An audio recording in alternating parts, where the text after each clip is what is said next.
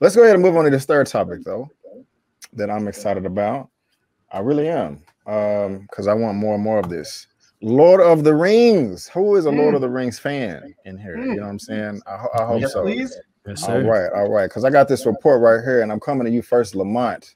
From Deadline, and guys, if you're watching this in the chat or in the replay, there's a link down to this article in the description box. And while I have 141 people in the chat, I only got 72 likes. So thumbs up, thumbs up, thumbs up. Please. The Lord of the Rings goes on anime film. Excuse me, let me read that right. The Lord of the Rings goes on anime film. The War of the Rohirrim in the works at New Line. And I'm pretty sure I butchered the name of that. But the J.R.R. Tolkien franchise is headed back to the big screen in a fresh new line and Warner's animation anime titled The Lord of the Rings, The War of Rohirrim. I am told that the Oscar-winning feature architects Peter Jackson and Fran Walsh are not involved with the project as we speak, but that will be determined down the road. Oscar-winning Lord of the Rings Return of the King series, Philippa Boyens will be a consultant on the new project directed by Kenji Kamiyama. The pick is being fast-tracked with animation work done by Solar Entertainment. Voice casting is still underway. Pick will be distributed around the globe by Warner Brothers Pictures. Lamont, I don't know if you are a big fan, casual fan, not a fan at all of Lord of the Rings. I would love to hear if you are or not. And how are you? What's up, Larry? Can I just make a quick comment?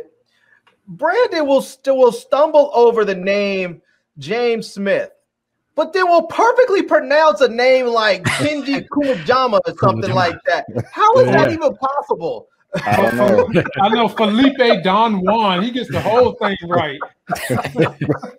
You know, he will pronounce a name with 19 syllables and no vowels and get it right, but he'll stumble over Michael Smith. Yeah, I don't know what's going on. Good observation. No, but you got me coughing. Lamont, my brother. Now you funny, Larry, but Lamont, how you feeling about this, man? Lord of the Rings, and also a new animated film coming to the big screen. I love Lord of the Rings when the movies were out. I'm a fan. Now, this might surprise some people, but I've never really gotten into anime. Does Dragon Ball Z count as anime? Probably not.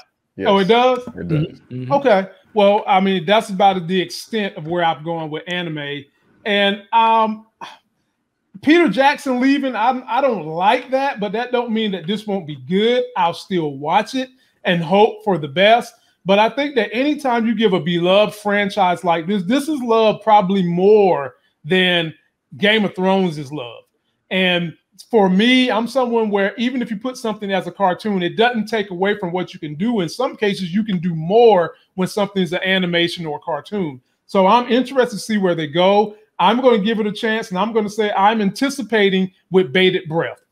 Already, I got you, man. Before I come to you, Elliot, this is kind of what it's about. The War of Rohirrim focuses on the character from the book's appendix, the mighty king of Rohan, Helm Hammerhand, and the legendary battle which helped shape Middle-earth heading into Lord of the Rings. The anime pick will expand the untold story behind the fortress of Helm's Deep, delving into the life and blood-soaked times of Hammerhand.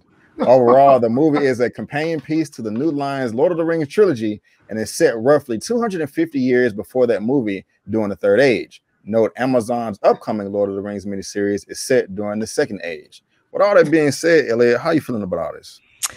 Yeah, I mean, I'm a big Lord of the Rings fan as well, even though the Hobbits weren't really for me. The original trilogy, classic masterpieces, back to back, incredible.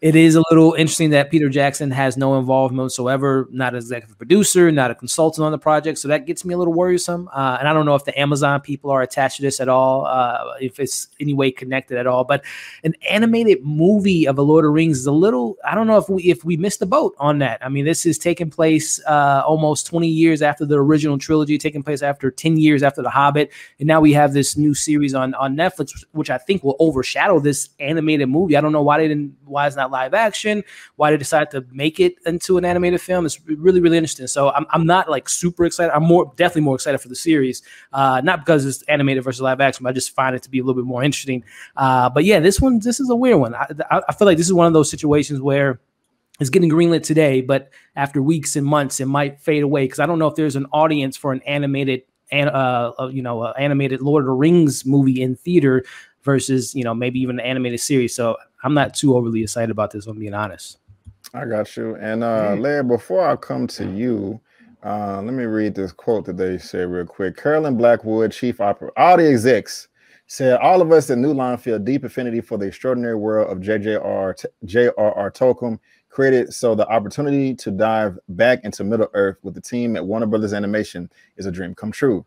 Fans know Helm's Deep as the stage for one of the greatest battles ever put to film, and with many of the same creative visionaries involved, and the brilliant Kenji Kamayama at the helm.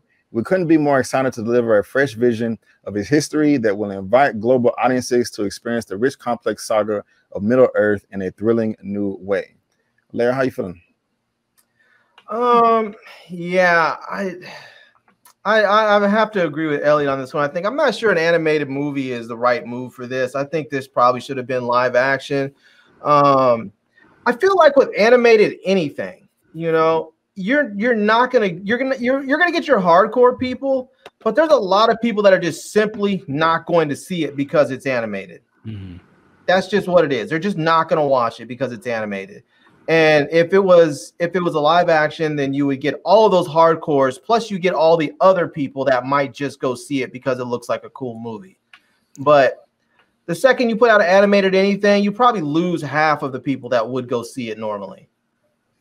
Well, I mean, I hear what y'all saying. It's not going to make as much, but it's going to be cheaper as well. So I don't think anybody's just not going to see it. It won't be the big hit that it was, but I'm gonna see it, but I can't say I'm excited about it, to be honest with you.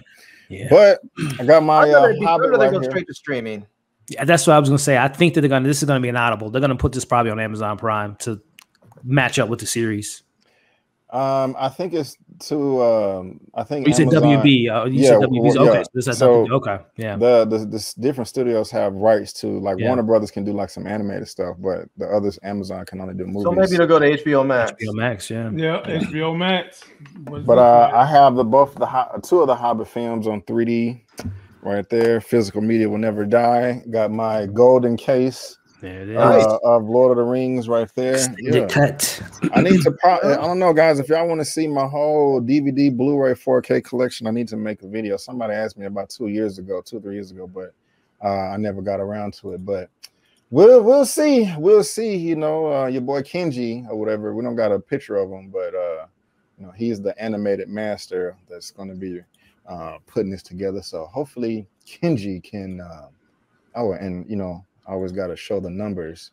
This is what the third film made. Masterpiece. $94 million. That's nuts. I didn't think it was that cheap, but golly, I forgot. See, that's the thing. When you look at that and you think to yourself, it costs $94 million to make that. Mm-hmm. Even if you scale it up for inflation today, and it costs, let's just say it costs $150 million to make. That's still cheap. It's still relatively cheap to make a big movie like that with a ton of brand recognition already, so that you can make that movie a live action film, drop it, and have people go nuts for it. And it would probably make $1 billion. Even if it was 150, all you really need to make is 450 out of it. If you make $500 million on that film, you've already made more than your money back. And I think it could do that easily. Right on.